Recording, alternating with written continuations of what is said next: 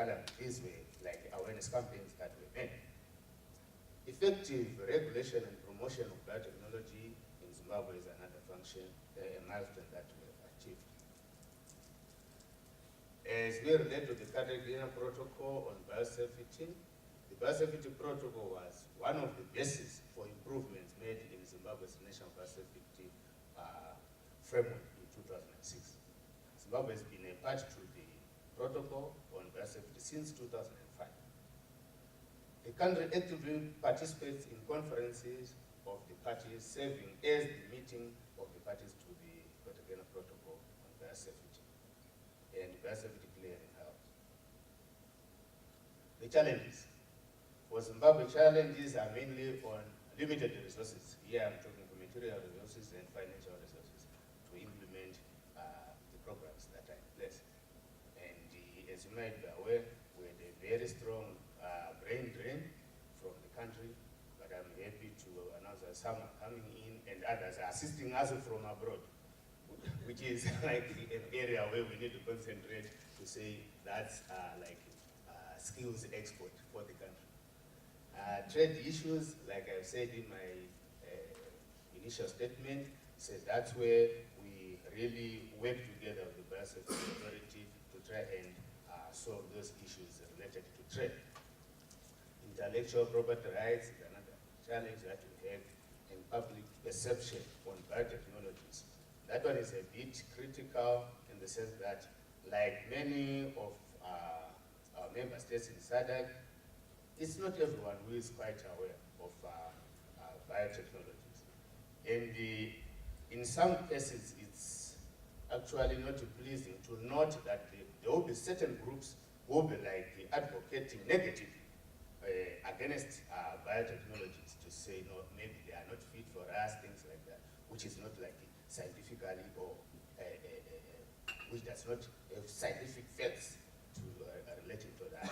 So it's an area that we need to really work hard on, to really try and educate our members to say it's not all that is bad about biotechnology, but otherwise we are there today, because that's where all other countries are going. Right, the NBA's prospects is to promote a clear understanding on the potential of biotechnology, increase biosafety and biotechnology capacity building programs, encourage more biotechnology and biosafety research programs. Right. So abrupt. Thank you so much for this. Thank you, Zimbabwe. Question? Just a few. My name is Imolatus Kingos Onebu. I work for the Ministry of Education in the Department of Tertiary Education, Science and Technology. Prior to that, I was working for the Directorate of Research, Science and Technology, which is now transformed into the National Commission for Research, Science and Technology. I worked for more than 12 years or so on the biosafety development of the National Biosafety Framework. And during that time, as a scientist, a biologist, I was really forced to deal with legal issues. And as you know, drafting a law when you are a scientist was a challenging thing for many of us that are serving on that committee. So I took it upon myself to do a master's called Biotechnology Law and Ethics at the University of Sheffield in the UK. And this was just because of the challenges that I was facing as a regulator and being a scientist, that I could not move things forward, or it was very difficult because you have to get too much advice and it was conflicting, yet you have to do your function. So I was really frustrated somehow, and I took up that master's. After completing my master's, I got excited about the issues, and I am now about to submit my PhD thesis looking at legal issues of science and technology in general, but focusing on biotechnology regulations. That's just a brief background because I was told to introduce myself. What I'm going to talk to you about is the international framework on biosafety called the Cartagena Protocol on Biosafety. I am just going to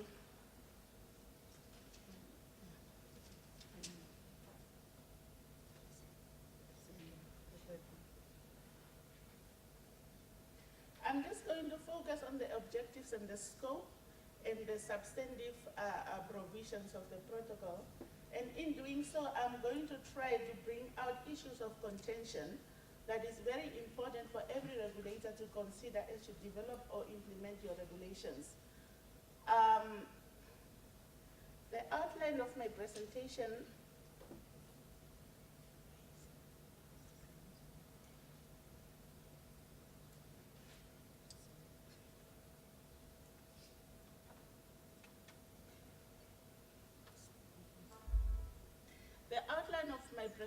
will be as follows in the interest of time. I'll just go to the issues.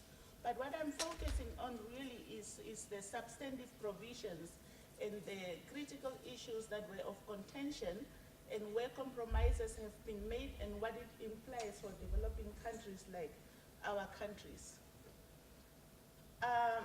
The Cartagena Protocol on Biosafety is a subsidiary instrument to the Convention on Biological Diversity, which is really the first global treaty to provide a comprehensive framework on all aspects of biological diversity.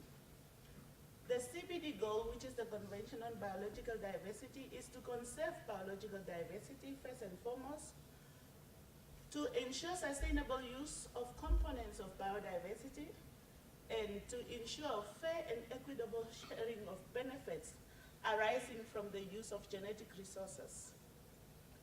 In doing this, the CBD recognized that modern biotechnology has the potential to contribute to achieving these goals, provided it is developed and used with adequate safety measures for environment and human health. So that's the parent treaty of the protocol. So there are a number of articles in the CBD that calls for the establishment or consideration of establishment of a protocol or an instrument that will deal with biotechnology and safety issues. And it has got several provisions that specifically speaks to the development or adoption of such an instrument.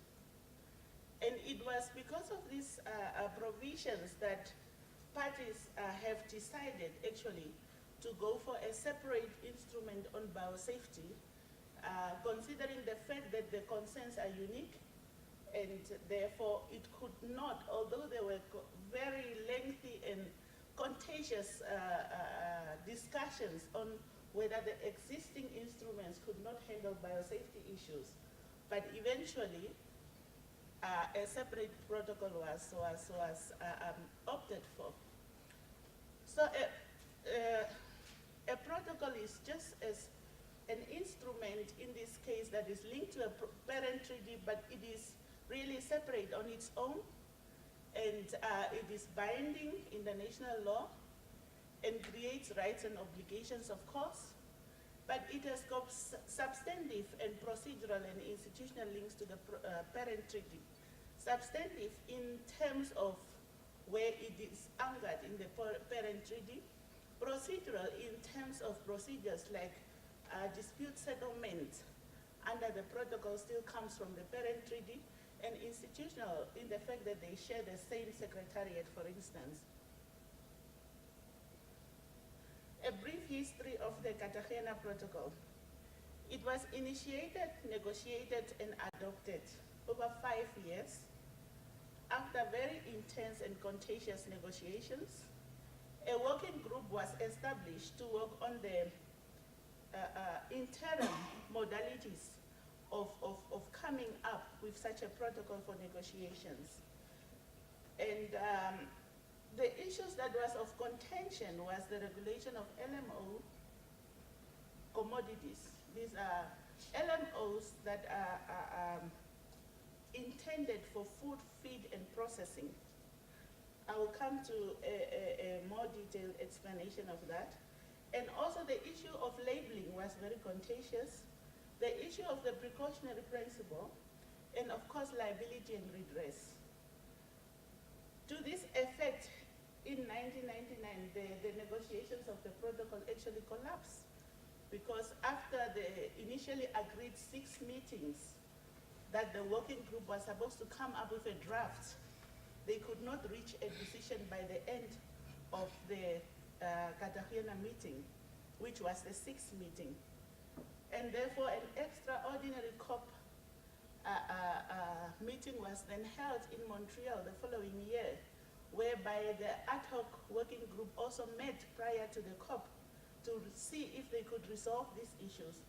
But in between, there were lots of consultations. I understand some of the negotiators from developed countries had to go to countries like Ethiopia to understand the unique concerns of developing countries in order to better appreciate the positions of these countries. So after so much consultation and discussion, the issues were then resolved, but most of them were really compromises that actually nobody is entirely happy with, but we have to live with them because that's the nature of international negotiations. So the first COP meeting was held in Malaysia, and since then, there has been progressive development of the law because some of the provisions, the protocol itself is a framework instrument.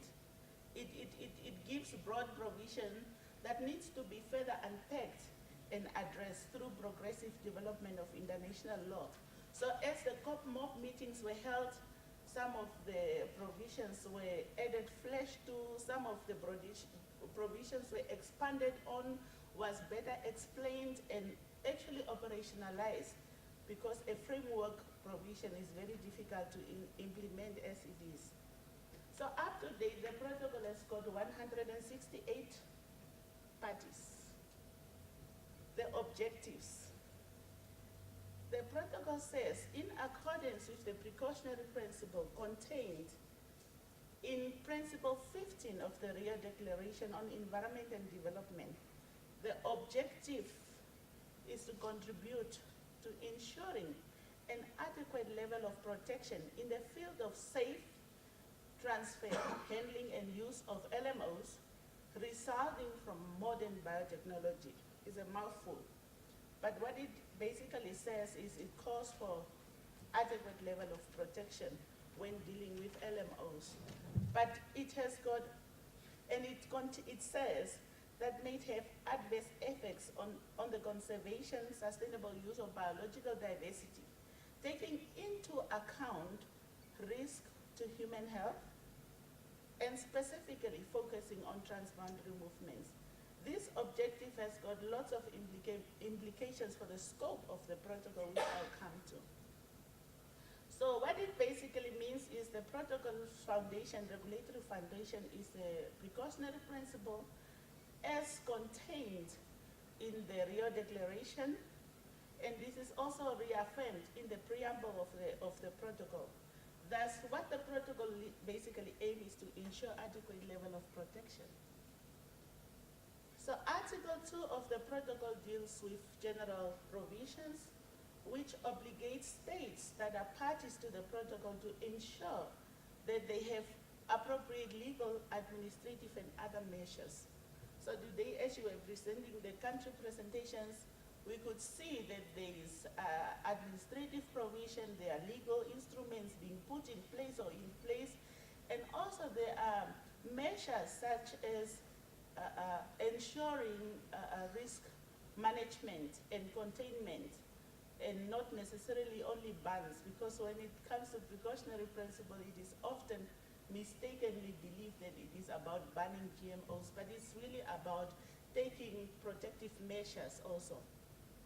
And then it also obligates parties to undertake activities in a manner that prevents or reduces risk to biological diversity, taking into account human health. So the language taking into account is really interpreted in many different ways by different scholars.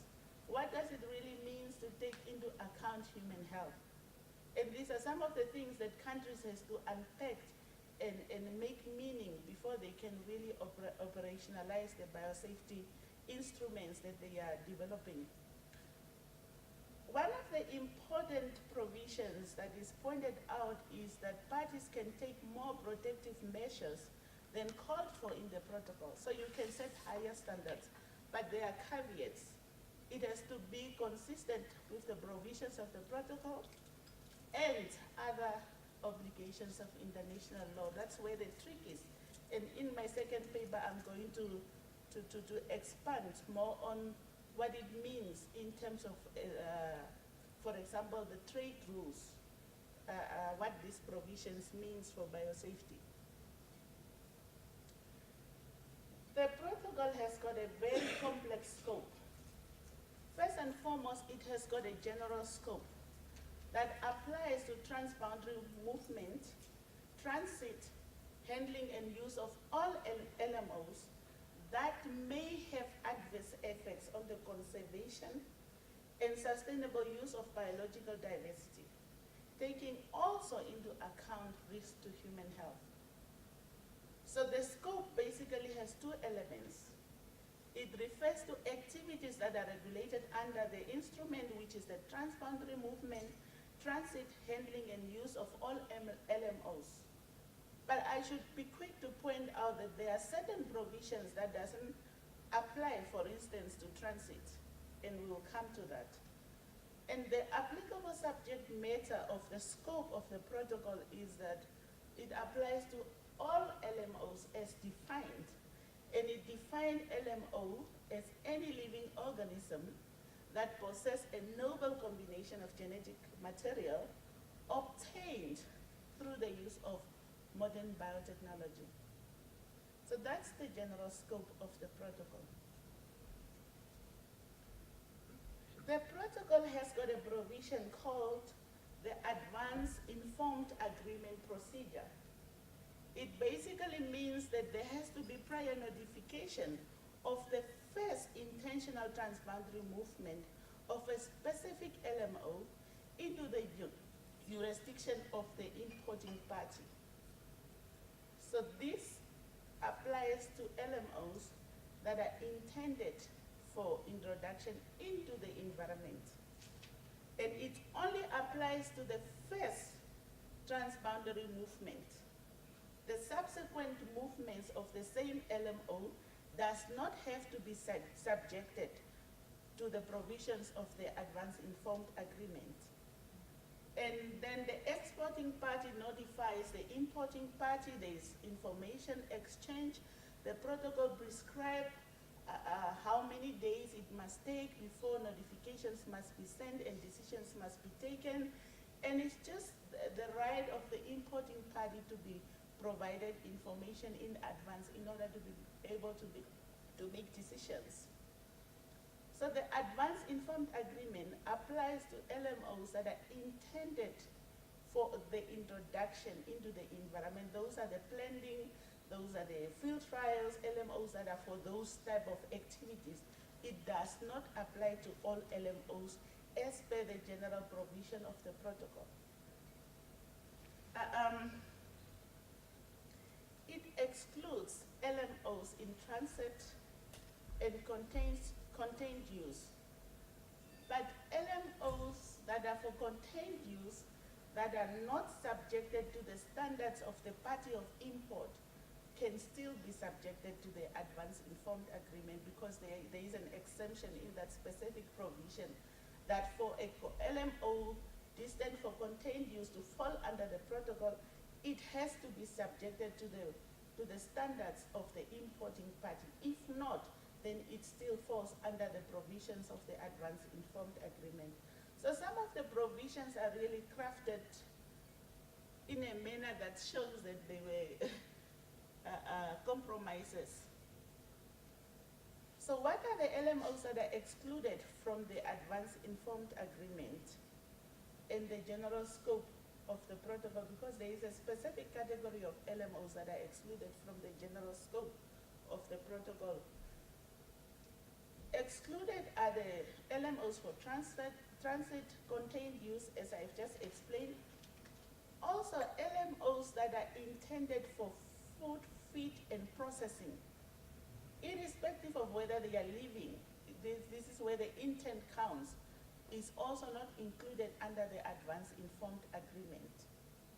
So it's the intent of an LMO that determines whether it will fall, in this case, between an LMO that is intended for introduction into the environment and an LMO that is intended for food, feed, and processing. So those for food, feed, and processing does not fall under the provisions of the advance informed agreement, and this was one of the contentious issues, which I should say, when you listen to the concerns from both sides, they really have got strong bases. For example, those who were opposed to the inclusion of these commodities could say that they are traded in bulk. Do countries have the capacity to deal with biosafety issues to the extent that these LMOs are traded in? Because this could be your commodities like maize or whatever is needed for food, feed, and processing, even though they are living. Then those who were arguing for the inclusion of these commodities claim that we are developing countries, you will never ensure where they will end up, or there might be an accident on the way and they will spill, and that could still be an environmental concern, which is also valid. But from a trade perspective, and as countries move from non-regulation to regulation, and as we have also heard over the few months or years now, that there are LMOs, for example, on the Namibian market. How are we going to move from non-regulation to regulation when there is so much trade happening already? Where are we going to source for alternative markets if we say no to a specific LMO that is already approved in a country where we are trading for? So those are the regulatory concerns that regulators have to deal with when they have to take decisions on these commodities. And I share arguments from both sides, unfortunately, but I also believe that biosafety or regulating biotechnology should really be an innovative practice. Countries have to sit and think out this thing and come out really with innovative ways of regulating this technology without necessarily giving away the potential benefits that they can get from this technology, but really dealing with the issues that needs to be dealt with and take advantage of the technology where it needs to be taken advantage of. So the LMOs that are excluded from the scope of the protocol, often people say pharmaceuticals are not regulated under the protocol. It's a yes or no. The protocol only does not regulate those pharmaceuticals that are intended for humans and that are addressed by other relevant international organizations. So it has to be an LMO pharmaceutical for transboundary movement. It has to be intended for humans, and it has to fulfill the criteria of being handled by another international organization.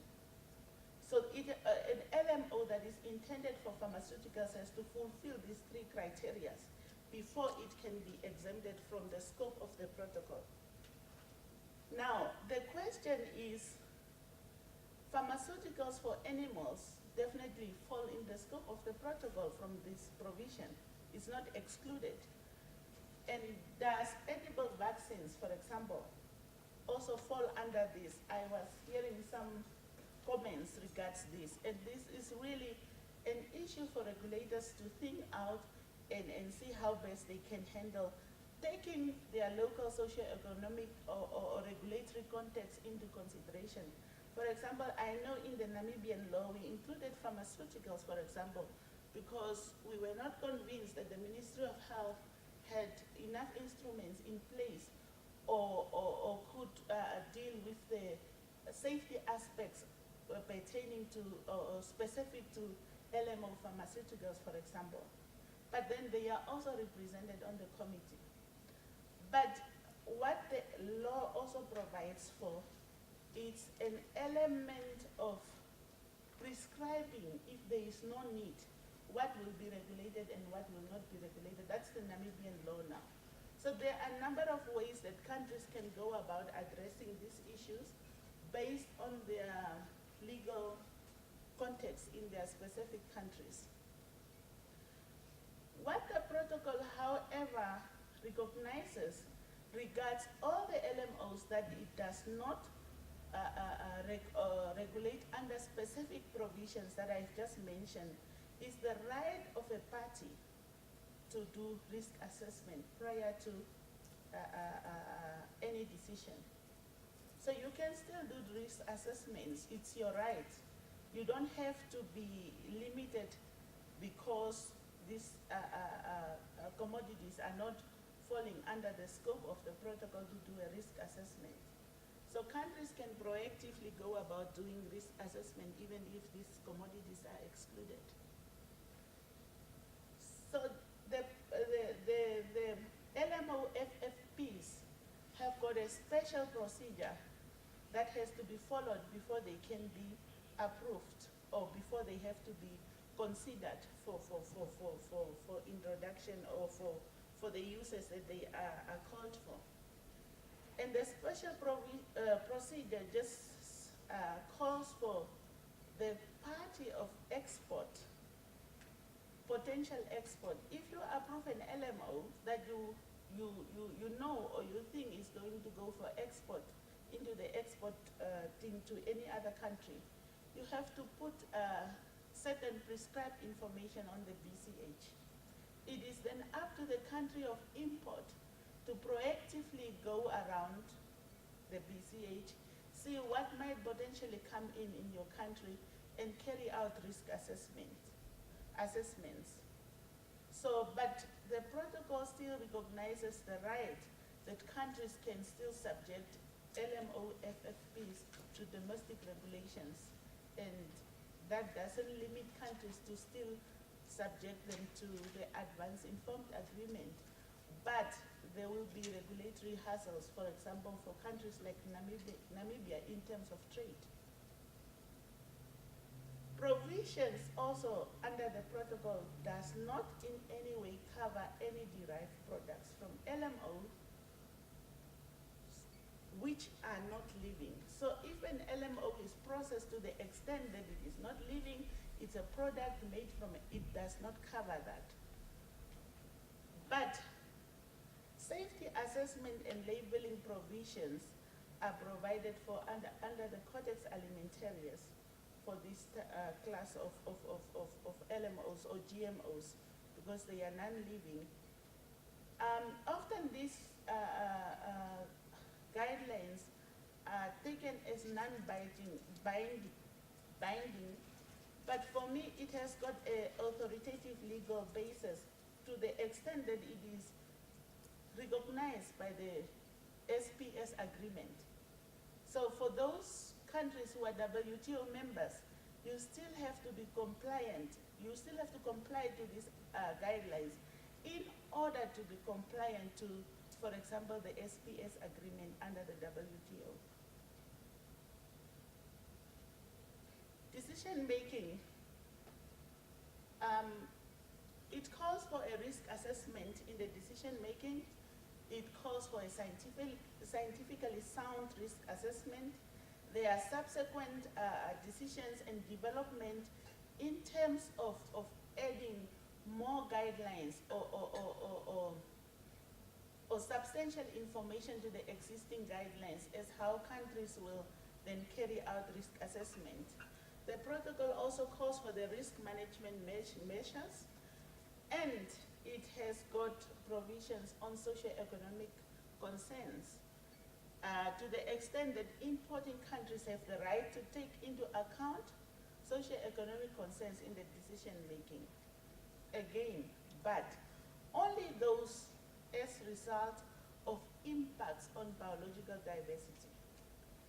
Again, there is a lot of scholarly interpretation on what this could mean. Does it include those socio-economic concerns that comes about as the result of the direct use of LMOs, Or does an LMO first have to impact on biological diversity before a socio-economic concern could then be taken into consideration? But these are mainly, or it's a matter of interpretation, as I said. Some scholars said it could be included, some said it's not included. And what is good to note is that the COP-MOP 7 actually has mandated as the working group on socio-economic concerns to develop conceptual clarity on this type of issues. So that's actually very exciting for researchers who are in this field to see what this group will come up with and what it eventually means, that it has to include socio-economic considerations in the decision. And of course, socio-economic considerations, like any other provision that goes over and above the minimum standards of the protocol, has to be consistent to other international agreements that countries are obligated to. Now, as I said, decision-making or the regulatory foundation of the protocol is the precautionary principle. And precaution calls for consideration of host of issues. It's a very widely debated principle, whereby some scholars feel it's emotionally laden, it's not based on science, and all sorts of things that goes around. But what countries have to do in the adoption of the precautionary principle is to really think or